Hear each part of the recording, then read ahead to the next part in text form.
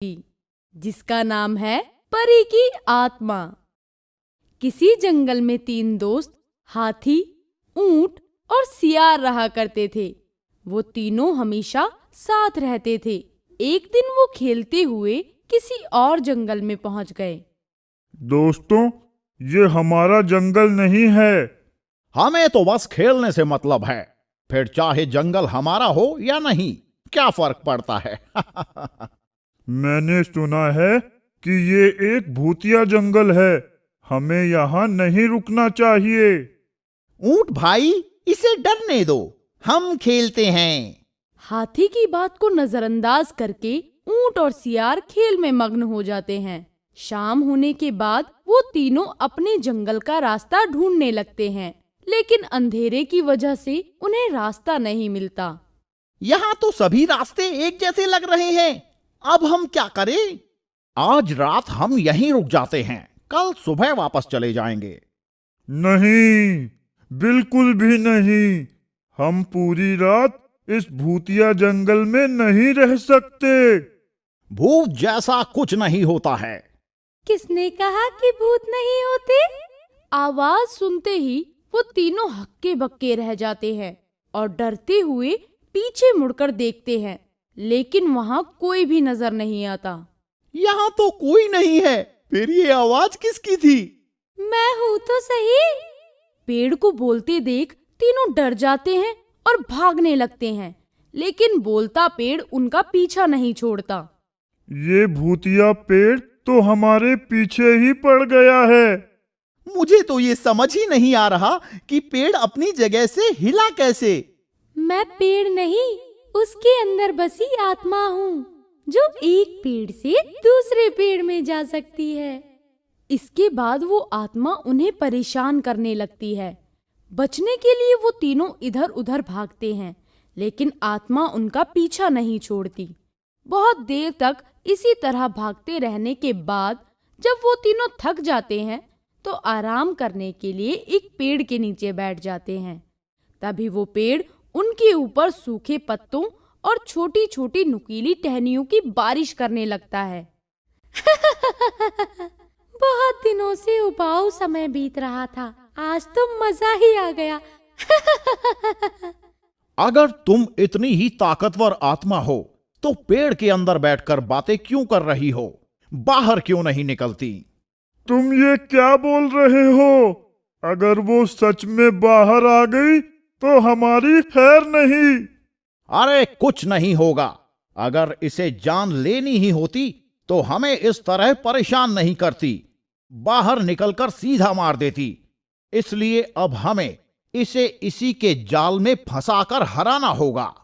वो कैसे?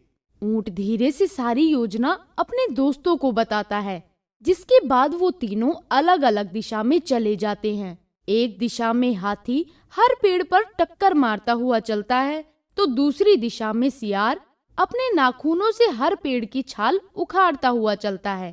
तीसरी दिशा में ऊंट अपनी गर्दन से हर पेड़ के पत्ते गिराता हुआ चल रहा होता है। पूरे जंगल का चक्कर लगाकर थोड़ी देर में वो तीनों अपनी जगह वापस आ जाते हैं।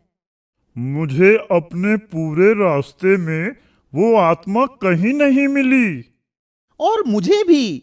इससे ये पक्का हो गया कि वो आत्मा किसी को भी मारना नहीं चाहती, नहीं तो हमें अकेला देखकर वो जरूर हमला करती। हमें उसके मन की बात को जानना ही होगा। दोस्तों, जंगल में आग लगा देते हैं, इससे हमें जल्द घर जाने का रास्ता मिल जाएगा और आत्मा से भी छुटकारा मिल जाएगा। नहीं नहीं, आग मत लगाना। तो ठीक है, एक शर्त पर नहीं लगाऊंगा। तुम्हें बताना होगा कि तुम कौन हो और यहाँ क्या कर रही हो। मैं एक परी हूँ। बहुत समय पहले मैं सभी जानवरों के साथ यहाँ रहा करती थी। एक दिन जंगल में भयानक आग लग गई और उस आग की चपेट में आकर मेरी और जंगल के कुछ जानवरों की मृत्यु हो गई। क्योंकि मुझे पेड़ और हरियाली बहुत पसंद है, इसीलिए मैं इन पेड़ों के अंदर रहना पसंद करती हूँ। तो क्या तुम हमेशा यहीं रहोगी? नहीं, मुझे मुक्ति मिल सकती है, लेकिन वो मुझे तभी मिलेगी जब मैं उस जगह पहुंच जाऊं जहां मेरा पहले घर था। लेकिन मुझे वो जगह नहीं मिल रही। घर के आसपास की कोई खासियत बता सकती हो? हाँ, मेरे घर के पास एक छोटा सा तालाब था। वैसा तालाब पूरे जंगल में कहीं नहीं था। मैंने उसे ढूंढने की बहुत कोशिश की, लेकिन वो मुझे कहीं नहीं मिला। अगली सुबह तीनों दोस्त तालाब ढूंढने निकल जाते हैं। परी की आत्मा भी पेड़ से बाहर निकलकर उनके साथ चलने लगती है। पूरे जंगल में भटकने के बाद उन्हें एक कोने में खाली गड्ढा नजर आता है। हमने पूरा जंगल देख लिया, लेकिन ऐसा गड्ढा सिर्फ एक ही जगह दिखाई दिया है। मुझे लगता है ये वही तालाब है जो सूख जाने की वजह से परी को कभी नहीं मिला। तालाब के पास पहुंचकर परी की आत्मा इधर उधर देखने लगती है और वापस अपने घर पहुंचकर बहुत खुश होती है। वो तालाब के पास एक पेड़ पर जाकर बैठती है और उन तीनों दोस्तों को धन्यवाद बोलकर गायब हो जाती है। इस तरह हाथी, सियार और ऊंट की मदद से परी की आत्मा को मुक्ति मिल जाती है। अगर